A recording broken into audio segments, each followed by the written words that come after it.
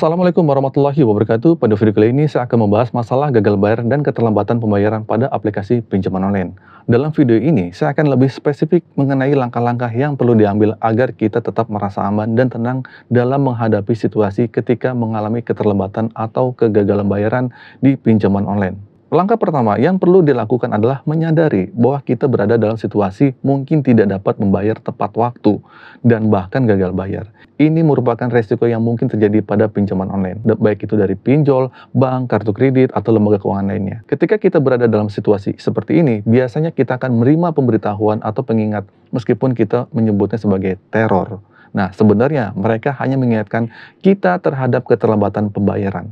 Penting bagi kita ya, untuk pertama kali menyadari bahwa ini adalah bagian dari konsekuensi ketika kita tidak dapat membayar tepat waktu. Langkah selanjutnya adalah mempersiapkan diri menghadapi situasi tersebut. Kita perlu yakin dan pasrah dengan situasi yang terjadi, menyadari bahwa telepon atau pemberitahuan akan terus datang, dan kita harus siap menghadapi hal tersebut. Dengan demikian, kita dapat mengatur diri untuk menerima kenyataan bahwa ini adalah risiko yang mungkin terjadi. Nah, sekarang mari kita lanjutkan dengan masalah teknis-teknisnya untuk mengatasi situasi ini. Intinya, untuk tetap tenang dan aman, dibutuhkan wawasan dan pengetahuan minimal mengetahui resiko perdata dalam kasus gagal bayar atau keterlambatan pembayaran pada pinjaman online. Penting untuk diketahui bahwa risiko ini bersifat perdata, bukan pidana, ya. Jika kita sudah memahami bahwa ini adalah masalah perdata, bukan pidana, maka kita seharusnya lebih tenang dan kebal terhadap ancaman-ancaman yang bersifat mengintimidasi, seperti ancaman penjara atau tuntutan hukuman pidana dan lain sebagainya. Nah, langkah yang perlu diambil adalah meningkatkan wawasan kita terhadap aspek hukum yang terkait. Nah, kita dapat mencari informasi tersebut melalui sumber resmi seperti akun Instagram OJK gitu kan, yang sudah memiliki centang biru lah gitu kan. Nah, di situ juga OJK telah memberikan sosialisasi yang lengkap di sana, termasuk aturan-aturan yang berlaku dan cara mengelola situasi ketika terjadi keterlambatan pembayaran itu seperti apa, dan itu sudah dijelaskan. Selain itu, sangat penting untuk memahami aturan dari DC, debt collector lapangan atau pinjol-pinjolnya yang datang. Nah, informasi ini akan membantu kita mengenai batasan-batasan yang harus diikuti oleh pihak penagihan utang.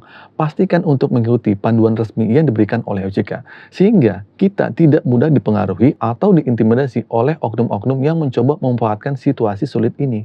Wawasan yang baik akan membantu kita memahami dasar-dasar hukum yang berlaku. Nah, sehingga kita itu dapat merespon dengan tepat dan tidak mudah terpengaruh oleh opini yang mungkin diberikan oleh pihak-pihak yang tidak bertanggung jawab. Jadi penting untuk memahami dasar hukum-hukum minimal yang berlaku dalam konteks pinjaman online itu seperti apa. Selanjutnya, apa yang dibutuhkan adalah memiliki keberanian dan prinsip. Meskipun kita berada dalam posisi tidak mampu membayar hutang, kita itu perlu memiliki keberanian untuk menghadapi kenyataan dan prinsip untuk tetap fokus pada pemecahan masalah, bukan hanya pada hutang itu sendiri. Penting untuk memahami bahwa meskipun kita salah dan tidak dapat membayar hutang, ini adalah keadaan saat ini, dan kita tidak boleh terlalu fokus pada hutang tersebut. Fokuslah pada masalah-masalah lain yang perlu diselesaikan agar kita dapat keluar dari situasi sulit ini. Mungkin ada kesulitan ekonomi, musibah, masalah lainnya yang menjadi penyebab utama dari kondisi keuangan kalian, akhirnya kalian gagal bayar. Sebagai contoh, mungkin jika ada biaya pengobatan yang sakit, membayar kontrakan rumah, biaya makan, atau biaya anak sekolah, prioritas utama harus diberikan pada hal-hal tersebut. Jangan terlalu memfokuskan perhatian dan upaya pada membayar pinjaman online. Karena jika kita memprioritaskan hal tersebut, kita mungkin akan terus menggali lubang tanpa selesai. Nah, kembali lagi pada dua hal yang sudah kita bahas sebelumnya, yaitu wawasan dan mental.